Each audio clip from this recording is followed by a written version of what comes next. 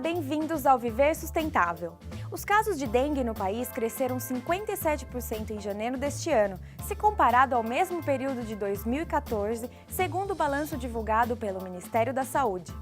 A crise hídrica registrada em alguns estados brasileiros é apontada como um dos principais motivos da multiplicação dos casos de dengue, na medida em que a população das regiões atingidas pela estiagem acaba estocando água de forma inadequada. Quem comenta sobre isso é o professor e deputado federal Mendes Tami. Olá, professor Tami. Olá, Iria. É fundamental alertar as pessoas, as famílias, a sociedade de que precisam armazenar corretamente a água. Nestes momentos de crise hídrica, é importante que os recipientes que armazenam água estejam corretamente fechados, porque se não o fizerem, estarão estimulando a propagação na água parada de larvas que irão reproduzir o mosquito que transmite dengue.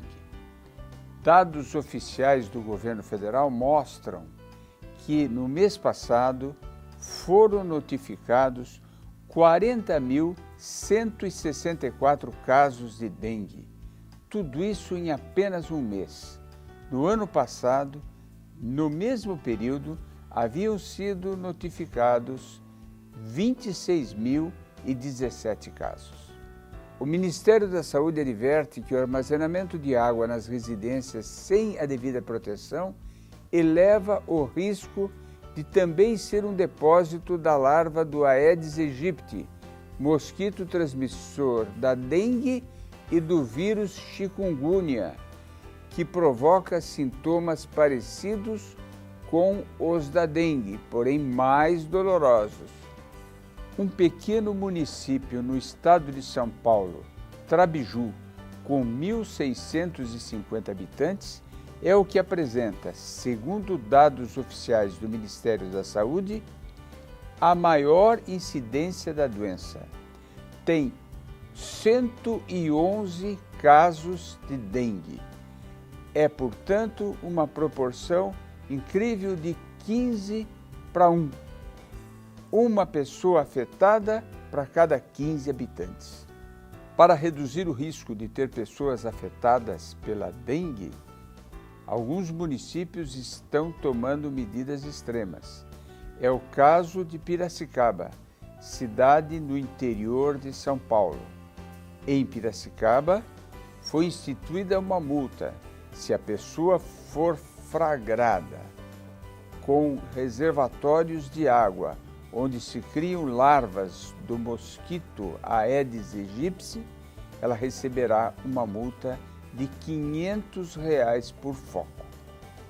Segundo a Prefeitura de Piracicaba, a cobrança desta multa deve entrar em vigor já no início de março. O objetivo da medida é acelerar o combate aos focos.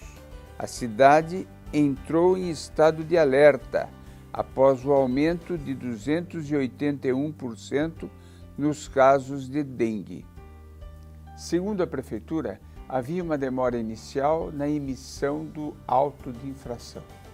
Depois, havia uma outra demora, que era o prazo necessário para que fossem respeitados os devidos recursos. Tudo isso tornando o processo muito moroso. Por essa razão, era necessário introduzir certos mecanismos que acelerassem o processo.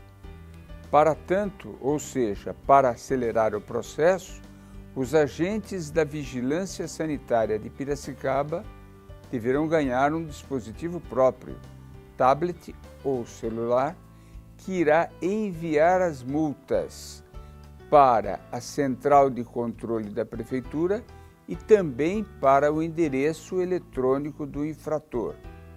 Além da multa, o morador também receberá fotos dos criadouros, segundo o coordenador da Prefeitura de Piracicaba. Além disso, há uma previsão legal de que, havendo residência, a multa deve dobrar, passando de R$ 500 para R$ 1.000. Olá, Você sabe qual é o elemento mais abundante e, consequentemente, mais importante dentro do nosso corpo? A resposta certa é água. Nós somos formados de uma quantidade muito grande de água. A criança, quando nasce, ela tem mais de 80% de água dentro do seu corpo. E à medida que nós vamos envelhecendo, nós vamos diminuindo a quantidade de água que compõe os nossos órgãos internos. É importantíssimo nós lembrarmos que, se não fornecermos ao organismo a quantidade adequada de água para o bom funcionamento, nós vamos acarretar uma série de situações que vão nos comprometendo gradativamente. Primeiro, nós vamos nos desidratando sem perceber e muitos órgãos internos não vão funcionando tão bem. Dentre os órgãos que dependem de água de uma maneira muito especial, está o cérebro. O cérebro do idoso, por exemplo, ele tem uma necessidade enorme de receber água, porque o indivíduo idoso, além de muitas deficiências pela própria idade, ele passa a ter carência de água que vai comprometer raciocínio, memória, concentração, e isso tudo vai fazendo com que a qualidade dele vá diminuindo. Então, o lembrete principal em relação a esse tema é que nunca devemos nos esquecer de fornecer água ao organismo.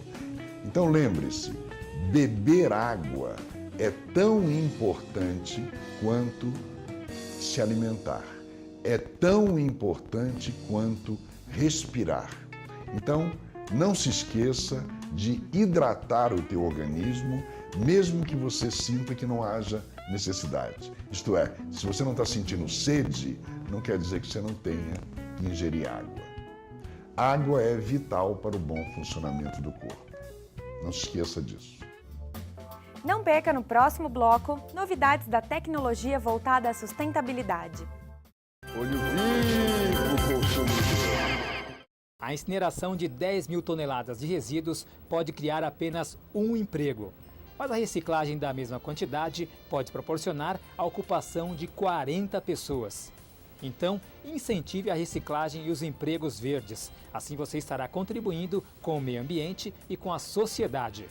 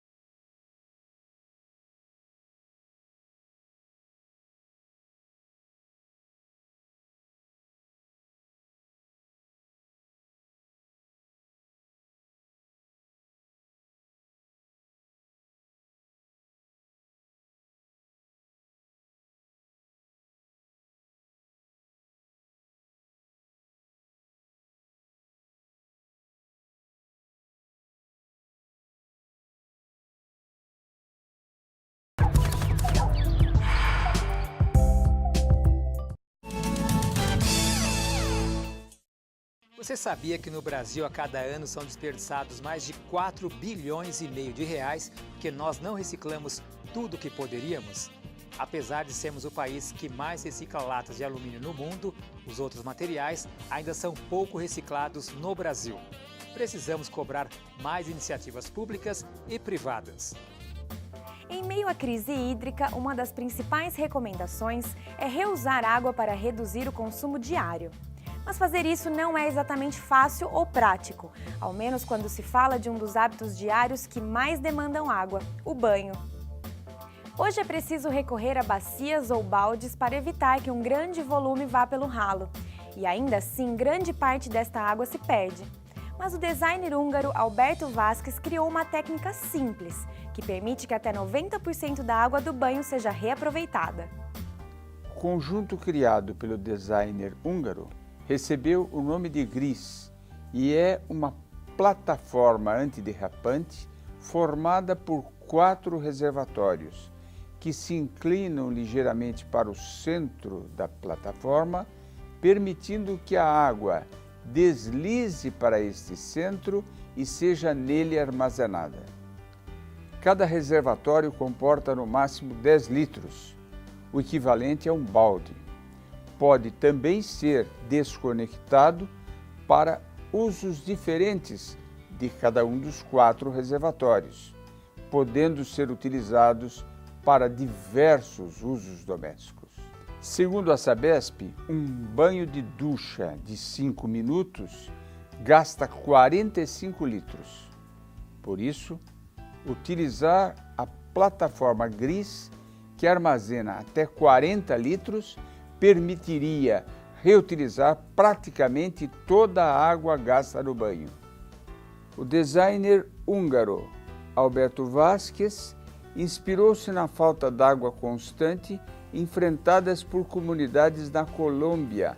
Desde que apresentou o gris no ano passado, o designer já ganhou 2 prêmios internacionais, além de ter sido premiado pelo governo húngaro.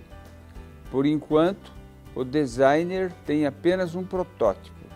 Ele espera comercializá-lo por um preço entre 20 e 40 dólares.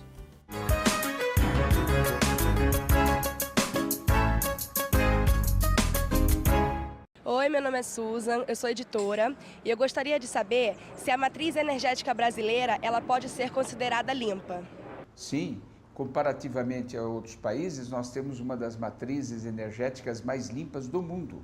46% da energia utilizada, consumida no Brasil, é energia renovável, ou seja, energia que vem do etanol, da cana-de-açúcar, de hidrelétricas e a partir do carvão vegetal renovável e da lenha.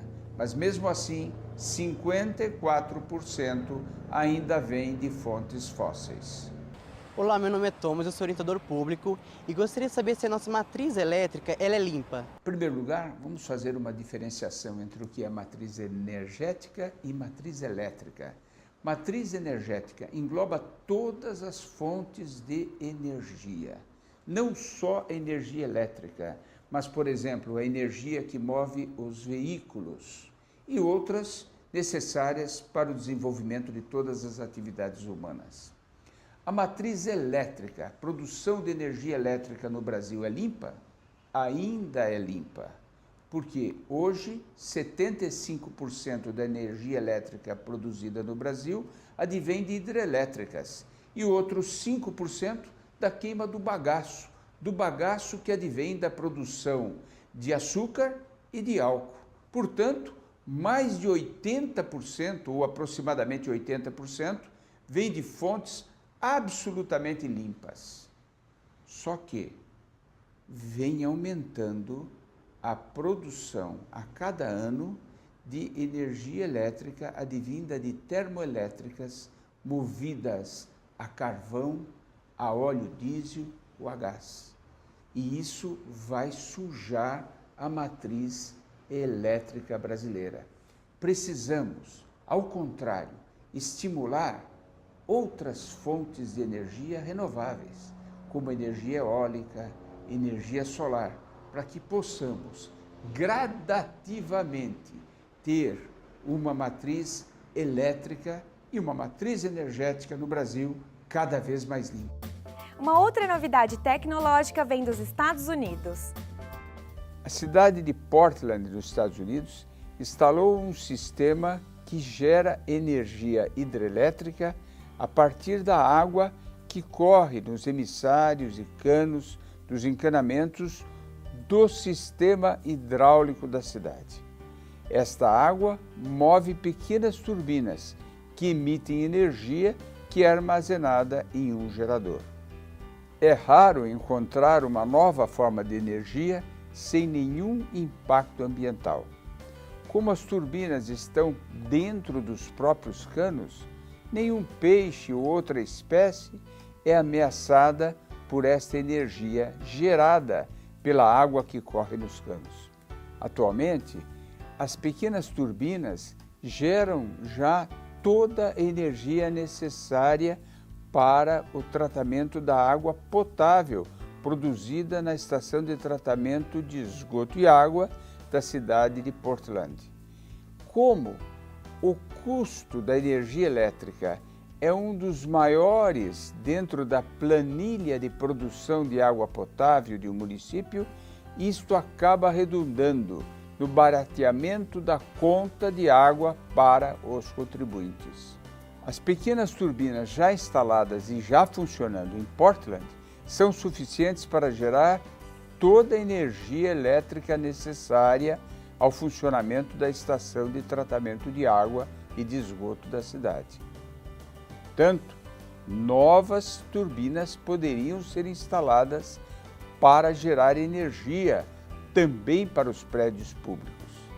É bom lembrar que esta energia é gerada ininterruptamente durante todo o ano, diferentemente da energia eólica ou solar, que dependem de ter vento ou de ter sol.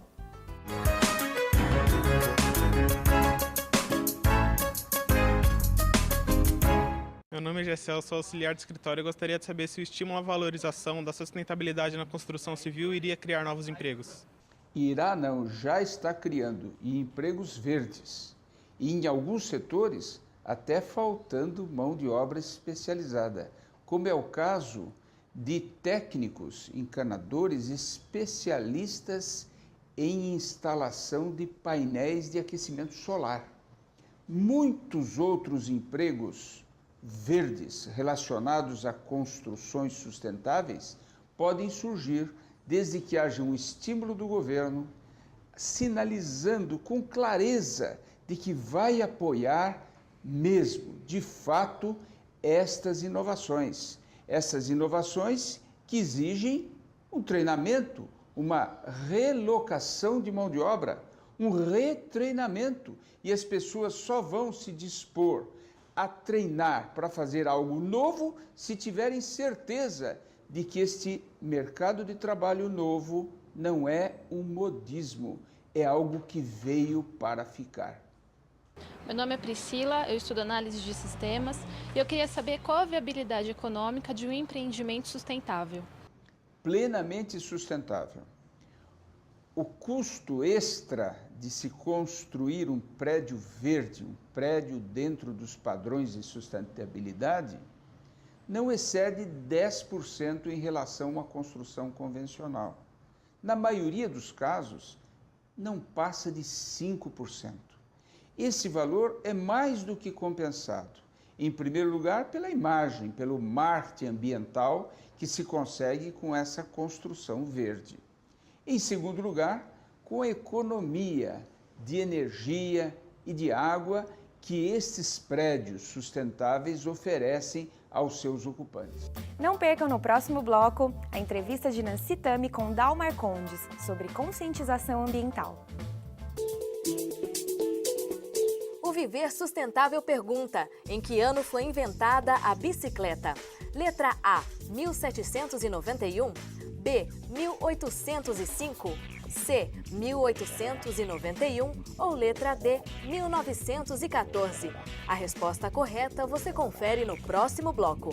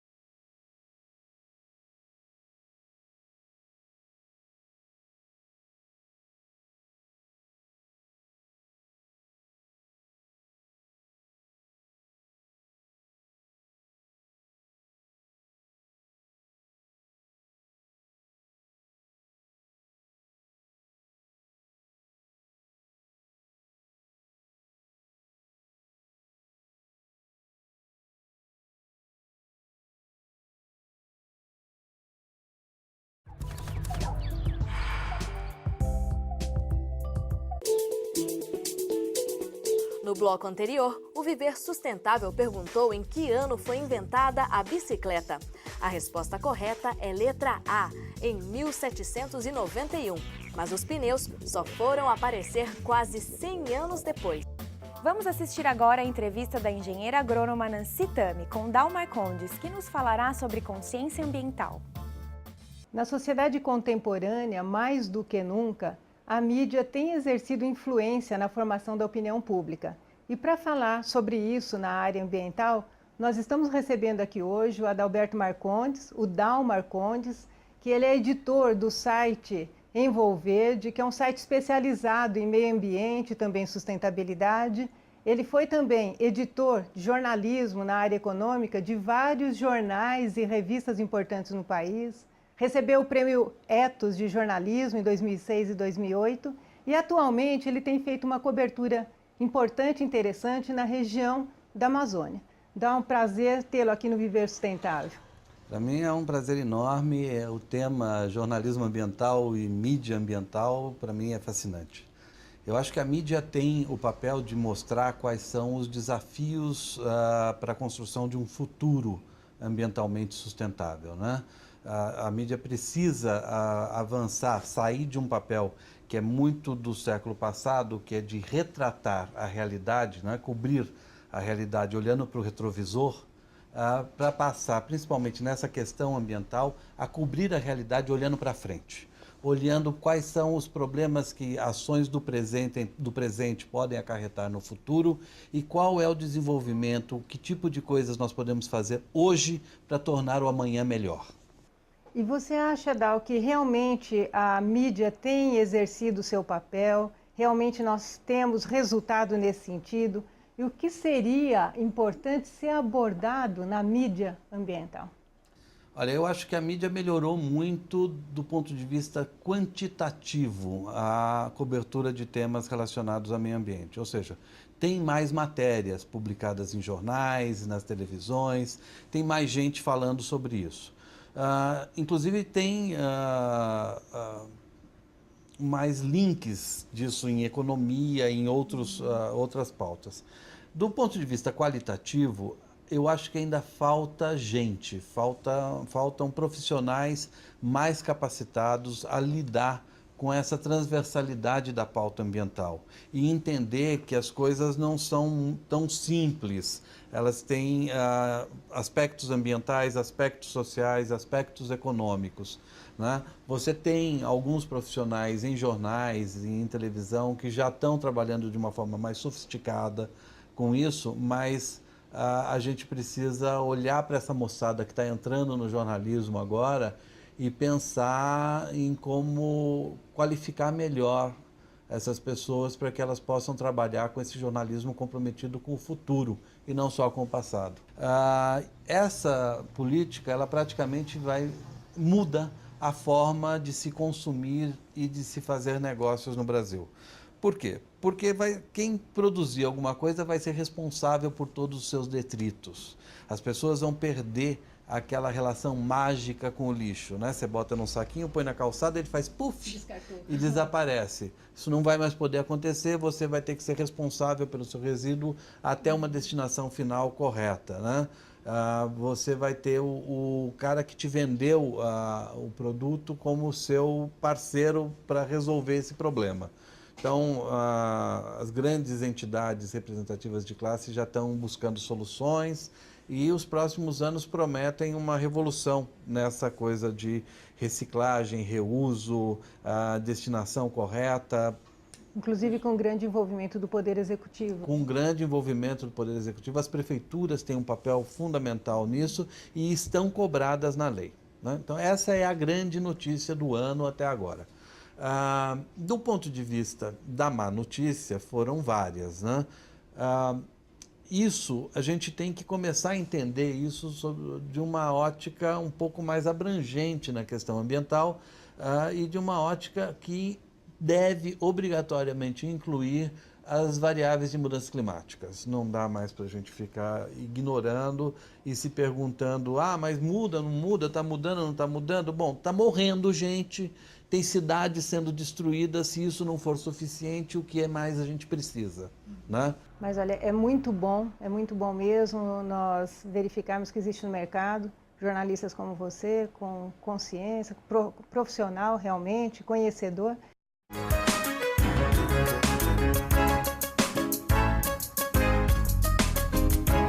Meu nome é Murilo, eu sou estudante de publicidade. Professor, você não acha que deveria haver algum incentivo fiscal na construção de casas populares verdes? Não só para casas populares, para toda residência que seja verde, que seja uma construção sustentável, que seja construída dentro de padrões que economizem água, energia, que tenha conforto térmico, sem agredir o meio ambiente. Estes incentivos podem ser de duas formas. Uma, no IPTU, é um incentivo ao imóvel.